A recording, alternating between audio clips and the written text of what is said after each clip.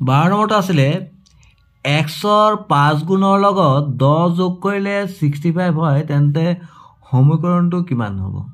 তাৰমানে কি কৈছে xৰ 5 গুণৰ লগত আমি যে xৰ 5 গুণ মানে কি 5 * x xৰ 5 গুণৰ লগত কি 10 যোগ কৰিলে কিমান হ'ব 65 তাৰমানে কি হ'ব 5x + 10 = 65 তো কোনটো সমীকৰণত আছে এটাতে নাই এটাত আছে 5x + 10 = 65 তাৰমানে এইটো সূত্ৰ হ'ব তাৰমানে xৰ 5 গুণৰ লগত 10 যোগ কৰা হৈছে = কিমান হ'ব 65 ইয়াৰ পিছৰ অংক 13 নম্বৰটো এটা বলৰ দাম 150 টকা যদি দোকানীজনে 10% লোকচানত বেচে তেন্তে বলটো কিমান টকাত বেচিলে 100 টকা হ'ব না 130 টকা না 135 টকা না 140 টকা আমি জানো যে আমাক কি উলিয়াব দিছে বলটোৰ কিমান টকাত বেচিলে মানে বেচা দাম উলিয়াব দিছে বেচা দাম মানে সেল প্রাইস বেচা দামৰ যদি লস পাৰ্সেন্টেজ থাকে তাহলে সূত্ৰটো এইদৰে লিখিব পাৰো আমি 100 মাইনাস লোকসান বা লোকসান হৈছে যেটো লোকসান পার্সেন্টেজ বাই 100 ইনটু সিপি মানে কস্ট প্রাইস কিনা দাম সিপি মানে কিনা দাম এসপি মানে বেচা দাম যেহেতু আমাৰ কি ওলা হৈছে বেচা দাম ওলা হৈছে বেচে তেন্তে বলটো কিমান টকা বেচিছে আমি এইটো সূত্ৰত যদি কৰো কি হ'ব 100 মাইনাস লোকসান মার্ক ক্ষতির পার্সেন্টেজ মানে 10 আমি ইয়াত লিখিম 10 বাই 100 ইনটু কস্ট প্রাইস মানে কিনা দাম কিমান দামত কিনিছিলে 150 টকা 150 তো কিমান হ'ব 100 ৰ পৰা 10 গলে কিমান 90 তলত আছে 100 ইনটু 150 এইটো শূন্য কেনসেল কৰি দিলো 5 * 2 = 10 5 এৰ হৰণ কৰিলে 10 কেতিয়াবা 3 * 5 = 15 আৰু 2 যদি আমি 90 হৰণ কৰি কিমান পাম আমি 45 বলে 3 পূৰণ কৰিলে কিমান পাম আমি 3 * 5 = 15 5 3 * 4 = 12 13 135 টকা তেনে কোনটো অপশন শুদ্ধ হ'ব সি অপশনটো 125 টকা আছে বা একেবাৰে ইজিতে আমি এটো আমি মুখত কৰিব পাৰো তাৰ মানে 150 টকা আসলে কিনা দাম আর 10% লোকসান 10% লোকসান মানে কি 100 টাকা 10 টাকা লোকসান তে 150 টাকাত কিমান হ'ব 10 টাকা আর 50 টাকা 5 টাকা 15 টাকা লোকসান তাৰ মানে 150 ৰ পৰা লোকসান কিমান হৈছে টোটাল 15 টাকা তে 150 ৰ পৰা যদি 15 বিয়োগ কৰি 125 পাই যাম এটো মুখ্যমুখ্য হৈ যায় বা যদি সংখ্যাবিলাক ডাঙৰ থাকে তাহলে এই সূত্ৰটো এপ্লাই কৰিব লাগিব যদি লোকসানৰ বদলে যদি লাভ পার্সেন্টেজ দিয়া থাকে তাহলে ইয়াত কি হ'ব প্লাস বেচা দাম মূল্য 100 প্লাস লাভৰ পাৰ্সেন্টেজ লাভৰ শতাংশ বাই 100 ইনটু সিপি বা কিনা দাম এইদৰে হ'ব লোকসান থাকিলে মাইনাস হয় আৰু লাভ থাকিলে প্লাস হয় ইয়াৰ পিছতে আছিল তলৰ কোনটো সংখ্যাক হাতেৰে হৰণ কৰিলে এটা ঘন সংখ্যা পোৱা যাব 64ক আমি এটো কৰি চাব লাগিব আমি কিদৰে কৰিম তাৰমানে আমি ঘনমূল উলিয়াব লাগিব তেতিয়াহলে আমি গম পাম যে ঘন সংখ্যা কিনে আমি যদি এটো কৰো 64ক আমি যদি 64ক যদি আমি কৰো কি পাম 3 * 6 = 16 * 32 8 * 16 4 * 8 2 * 4 তিনটা কে জোড় হবে তিনটা জোড় হবে এটা তো পূর্ণ ঘন সংখ্যা আছে আর 434 যদি করো আমি 2 * 4 2 * 2 1 থেকে 14 7 * 14 আকৌ এটা তো যেহেতু একক অঙ্কৰ হাত হল 2 এর বিভাজন হয় তাহলে এটা নহবই তা 4 4 একটু যদি আমি ধরো 2 * 4 2 * 4 4 * 8 আকৌ 2 * 2 2 * 2 2 * 4 আকৌ 3 * 6 এটো 11 আছে 5 * 10 1 6 * 12 আকৌ যদি কইলে 2 * 4 1 থাকিলে 16 8 * 16 আকৌ যদি কইলে 2 * 2 14 2 7 * 14 এর আমি এই তিনটা আমি এটা ঘন হয় এটো তিনটা আছে তিনটাকে যোগ কৰিব লাগে কিন্তু হাতটো বেছি হৈ গল হাত তিনটা হল না তাহলে আমি কিমান পাম যে ইয়াত দিছে তলৰ কোনটো সংখ্যা হাতেৰে হৰণ কৰিলে এটা ঘন সংখ্যা পোৱা যায় মানে হাতেৰে হৰণ কৰিলে হাতটো বেছি হৈ গল হাতেৰে হৰণ কৰিলে হাতটো কেনসেল হৈ যাব তেতিয়া আমি ঘন সংখ্যাটো পাই যাম তাৰমানে ঘন সংখ্যাটো কিমান পাম 3টা 2 এয়া 3টা 2 তাৰমানে কি হ'ব 2 কিউব ইনটু 2 কিউব পাই যাম হাতটো আমি হৰণ কৰিলে মানে কি হ'ব হাতটো কেনসেল হৈ যাব তো মানে 2 কিউব মানে কি 8 ইনটু 8 8 গুণ 64 64 লগত যদি আমি হাত পূৰণ কৰি কিমান পাম 4 গুণ 28 8 কৰিলে 2 6 গুণ 42 43 448 তাৰমানে সি অপচনটো শুদ্ধ হ'ব ইয়াৰ পিছৰ প্ৰশ্ন 3x + 2 আৰু 7x + 3y ৰ পূৰণফল কিমান কিমান দিছে 3x + 2 আৰু 7x + 3y আমি পূৰণফল কিদৰে কৰোঁ প্ৰথমে আমি এই সংখ্যাটো লিখিম এই ৰাশিটো লিখিম ইনটু পাছৰ যিটো ৰাশি দিব পুৰা লিখি দিবলৈ 7x + 3y তাৰপিছত কি আছিলে +2 7x + 3y তো এইটো পূৰণ হ'ব 3 7 গুণ 21 x ৰ লগত x পূৰণ কৰিলে x² প্লাছ 3 3 গুণ 9 xy প্লাছ 7 দুগুণ 14x প্লাছ 3 দুগুণ 6y তেটো কোনটো 21x² plus 9xy plus 14x plus 6y কোনটো অপচনত আছে আমি দেখিলো যে এই অপচনটো দি আছে 21x² plus 9xy plus 14x plus 6y এই অপচনটো শুদ্ধ হ'ব 16 নম্বৰটো -3/5 ৰ গুণাত্মক বিপৰীত সংখ্যাটো কি গুণাত্মক বিপৰীত সংখ্যা একেবাৰে ইজি কি দৰে কৰিব লাগে যিটো থাকিব যি ভগ্নাংশ যদি দিয়া থাকে এটো পৰিমাণ সংখ্যাটা দিয়া আছে ভগ্নাংশটো কি উল্টাই দিলে হ'ল 3/5 আছে আমি কি লিখি দিম 5/3 সাইনটো কিন্তু চেঞ্জ নহব যোগাত্মক বিপৰীত সংখ্যা যদি কয় তেনেহলে কি কৰিব লাগে প্লাস থাকিলে মাইনাস মাইনাস থাকিলে প্লাস আৰ গুণাত্মক কলে আমি কি কৰিব লাগে উল্টাই দিব লাগে মানে লবটো হৰ হৈ যাব হৰটো লব হৈ যাব তাৰমানে কি হৈ যাব 5/3 মাইনাস তো থাকিবই তে বি অপশনটো দেখিছো -5/3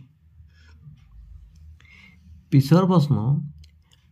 ABCD সামুদ্ৰিকৰ কোণ A আৰু কোণ B কোণৰ জোখৰ অনুপাত 4:5 হলে A ৰ মান কিমান হ'ব আমি দেখিলো যে যদি আমি A কোণৰ মানটো কিমান অনুপাতটো দিছে 4:5 তাহলে A কোণটো যদি আমি 4x ধৰো B কোণটো কিমান হ'ব যেহেতু অনুপাতটো 4:5 আছে 4x ধৰিলে B কোণটো হ'ব 5x আমি জানো যে সামন্ত্ৰিকৰ এটোটা কোণ সমষ্টি কোণ যেহেতু এডজেন্ট এংগেল তাৰমানে এই এংগেলটোৰ সমষ্টি কোণ হ'ব 180 ডিগ্ৰী তে আমি কি হ'ব 5 ৰ 4 যোগ কৰিলে 9x = 180 x = 180/9 9 দুগুণ 18 20 কিমান পালে আমি 20 ডিগ্ৰী তে আমাক উলিয়াব দিছে a তে এংগেল a = কিমান ধৰিছিল আমি 4x তো 4 * x ৰ মান কিমান পালে আমি 20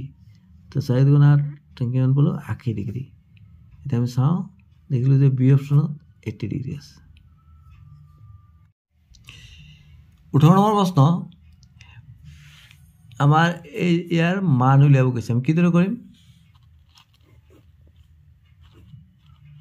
3 to the power -5 আকৌ পাৱাৰটো কিমান আছে -7 একেবাৰে ইজিতে কৰিব লাগে যেন এটা -3 আছে তো এটো কি হ'ব -5 এটো কি ইনটু হয় ইনটু -7 তাহলে আমি কি কৰিম -3 -7 প্লাস 5 গুণ 35 তার মানে -3 এর পাওয়ারটি কেমন হবে 35 তো অপশন করে যদি আমি সামনে দেখিলো -3 এর পাওয়ারটো 35 সি অপশনটো শুদ্ধ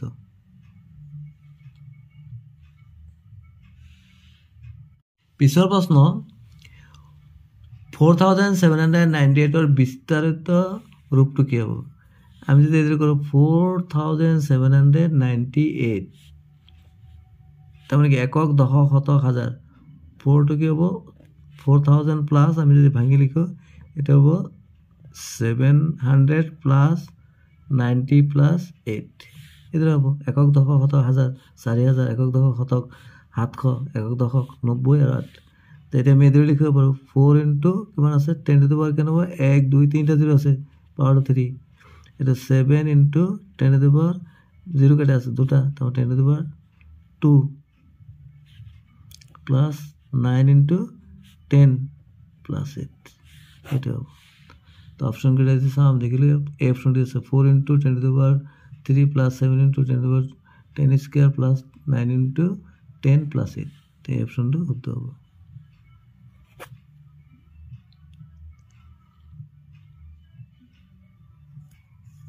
20 নম্বৰটো ABCD আয়তৰ প্ৰস্থ 3x + 5 সেন্টিমিটাৰ আৰু দিক প্ৰস্থতকৈ 10 সেন্টিমিটাৰ বেছি ABCD পৰিসীমা 52 সেন্টিমিটাৰ হলে দিক কিমান তা আমি দেখিলো ইয়াত দি আছে প্ৰস্থটো দি আছে প্ৰস্থ ব্ৰেড ইকুৱেল কিমান দি আছে 3x + 5 সেন্টিমিটাৰ দি আছে প্ৰস্থ তো লেন্থটো কিমান হ'ব দিকটো কি দিছে প্ৰস্থটো যিমান আছে তাতকৈ কি দিছে 10 সেন্টিমিটাৰ বেছি হলে কি কৰিব লাগে প্লাস কৰিব লাগে এটা আমি দিকটো পাই গেলো আৰু আমাক পৰিসীমাটো দিয়া আছে 52 সেন্টিমিটাৰ তা আমি সমীকৰণ কৰিলে পাই যাম আমি জানো যে আয়তৰ পৰিসীমাৰ সূত্ৰটো হ'ল 2 ইনটু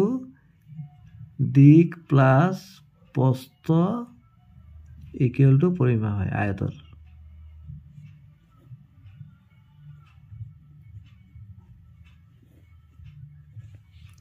তেনে আমি এদৰে লিখিব পাৰো 2 দিলো তাৰপিছত দিকটো কিমান পালো আমি দিকটো আমি পাইছো 3x + 5 + 10 আর প্রস্থটো কিমান পাইছিল আমি প্রস্থটো আমি পালো প্রশ্ন দিয়া আছে 3x + 5 আৰু পৰিসীমাটো দিয়া আছে কিমান 52 আমি এই সমীকৰণটো সমাধান কৰি আমি পাই যাম আমি কি ইজিতে কৰো 2 এইখিনি কৰিলো 3x + 5 + 10 + 3x + 5 আৰ কি আছে ইকুৱেল টু 52 এটা আমি প্লাস কৰি লওঁ কিমান পাম 2 3x আৰ 3x কিমান হ'ব 6x আৰু 10 আছে 15 আছে 20 52 এটা আমি কিমান পালো 6x + 20 ইকুৱেল টু আমি 52 ক 2 এৰে হৰণ কৰো কিমান পাম 2 2 গুণ 4 6 2 গুণ 26 পালো এটা 6x ইকুৱেল টু কি হ'ব 26 তো এটা প্লাস আছে ইপিনে গলে কি হ'ব মাইনাস তাহলে x ইকুৱেল টু কিমান পাম 26 ওভাৰ 20 গলে কিমান 6/6 আহি গল 1 তাহলে x মানটো কি পাই গল মই 1 তা আমাক ইয়াত কৰিব দিছে দিকটো কিমান আমি দিকটো লিখিম দিক সমান দিকটো আমি কিমান দিছিলো 3x দিকটো আসলে 3x + 5 + 10 তাহলে আমি কি কৰিম 3 ইনটু x ৰ মান আমি কিমান পালো 1 + 5 + 10 তে 3 গুণ 3 5 + 10 তো কেন 5 এ 3 5 8 হল 8 + 10 কিমান পালো আমি 18 সেন্টিমিটার তাহলে অপশন কেটা চাও অপশন কেটা দেখিলো সি অপশনত কি আছে 18 আছে সি অপশনটো শুদ্ধ হ'ব